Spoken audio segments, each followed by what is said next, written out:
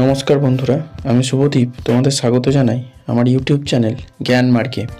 এই ভিডিওতে আমরা রায় মার্টিন প্রশ্নবিচিত্রা 2025 থেকে ষষ্ঠ শ্রেণীর পরিবেশ বিষয়ের ষষ্ঠ সেট অর্থাৎ বার্ডওয়ান রাজ কলেজিয়েট স্কুল এবং জেমো এমএন হাই স্কুল প্রদত্ত প্রশ্নপত্রটির সম্পূর্ণ সমাধান নিয়ে আলোচনা করব।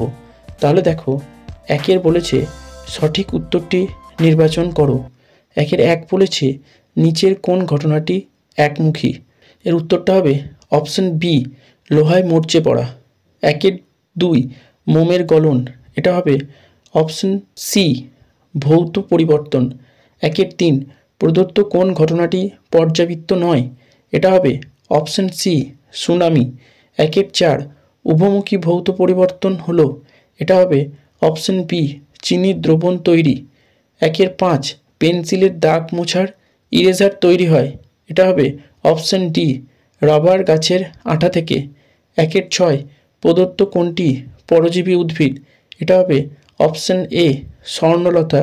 একের সাত, তরল মিশ্রিত কোনো অদ্রাব্য কঠিন পদার্থের সূক্ষ্ম কণাগুলিকে ফিল্টার কাগজের সাহায্যে ছেঁকে ওই তরল থেকে পৃথক করার পদ্ধতিকে বলে। এটা হবে অপশন ডি, পরিস্রাবণ। একের আট, কার্বন হলো এক প্রকার।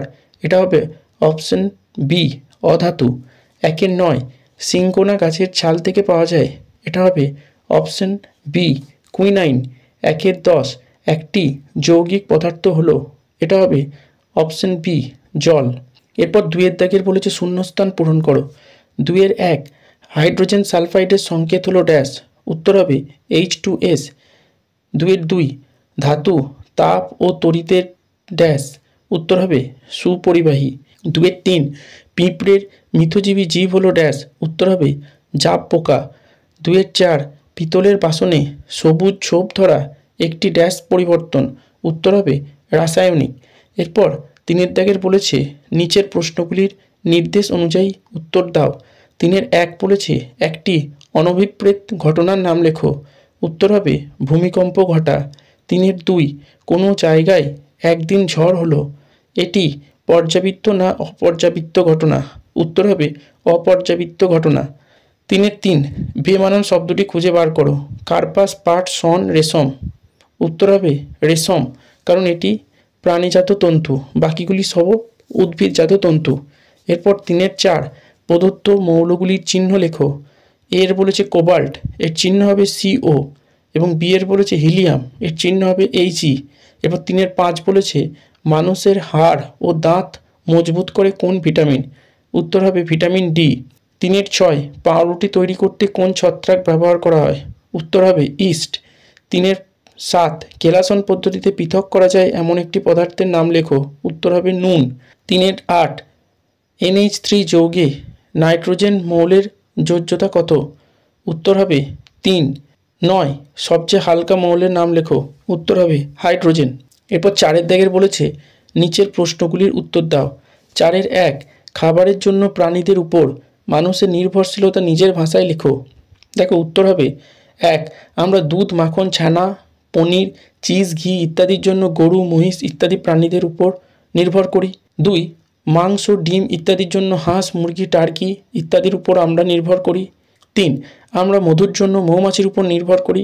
চার, মাছ, চিংড়ি, কাঁকড়া, কচ্ছপ ইত্যাদিকেও আমরা খাদ্য হিসেবে গ্রহণ করি। এরপর চারের দুই বলেছে পরজীবী প্রাণী কাকে বলে। তোমার শরীরে বাস করে এমন একটি পরজীবী প্রাণীর নাম লেখো।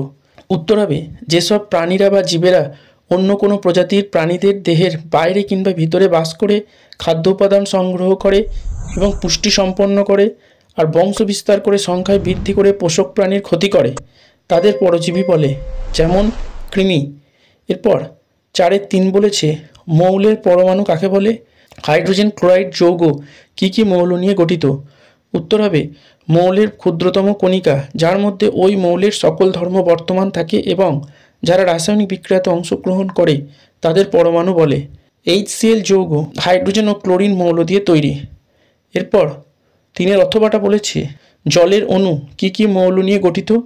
এই অণুতে কোন কোন মৌলের কয়টি পরমাণু আছে। উত্তর হবে জলের অণু অক্সিজেন ও হাইড্রোজেন দ্বারা গঠিত। এতে হাইড্রোজেনের 2টি ও অক্সিজেনের 1টি পরমাণু রয়েছে। এরপর 4 বলেছে ধাতুর বৈশিষ্ট্যগুলি লেখো। উত্তর হবে 1, ধাতুর উপরিপৃষ্ঠ চকচকে হয়। 2, ধাতু সাধারণ অবস্থায় কঠিন হয়। 3, ধাতু তাপ ও তড়িৎ পরিবহনে সুপরিবাহী। 4, ধাতুকে পিটিয়ে পাত ও টেনে লম্বা তার বানানো যায়। এরপর 4 অথবাটা বলেছে পাহাড়ের উপরে আমাদের শ্বাসকষ্ট হয় কেন? উত্তর হবে ভূপৃষ্ঠ থেকে যত উপরে ওঠা যায় তত বাতাসের ঘনত্ব কমতে থাকে, ফলে বাতাসে অক্সিজেনের পরিমাণও কমতে থাকে। সেই কারণে পাহাড়ের উপরে আমাদের শ্বাসকষ্ট হয়। এরপর 5 বলেছে মিথজীবিতা কাকে বলে? উদাহরণসহ বুঝিয়ে দাও। উত্তর হবে 2টি ভিন্ন প্রজাতির জীব পারস্পরিক সহযোগিতার মাধ্যমে জীবন ধারণ করলে তাকে মিথজীবিতা বলে। যেমন সন্ন্যাসী কাঁকড়া ও সাগর কুসুম পরস্পর সহযোগিতার মাধ্যমে পরস্পরকে সাহায্য করে বেঁচে থাকে। এরপর 4 অথবাটা বলেছে দই কিভাবে তৈরি করা হয়? উত্তর হবে হালকা গরম দুধে দইয়ের সাজা মেশালে সাজায় থাকা ল্যাক্টোব্যাসিলাস ব্যাকটেরিয়া দুগ্ধ শর্করা খেয়ে ল্যাকটিক অ্যাসিড তৈরি করে। এই অ্যাসিড দুধকে দইয়ে পরিণত করে। এই ভিডিওটা দেখে উপকৃত হলে অবশ্যই একটা লাইক করবে, কমেন্ট করবে এবং বন্ধুদের সাথে ভিডিওটা শেয়ার করবে। আর এই চ্যানেলটিতে নতুন হলে অবশ্যই সাবস্ক্রাইব করে পাশে থাকা বেল আইকনটি প্রেস করে দেবে, যাতে পরের ভিডিও নোটিফিকেশন তোমরা সকলের আগে পেতে পারো। ভিডিওটা সম্পূর্ণ দেখার জন্য ধন্যবাদ। নমস্কার।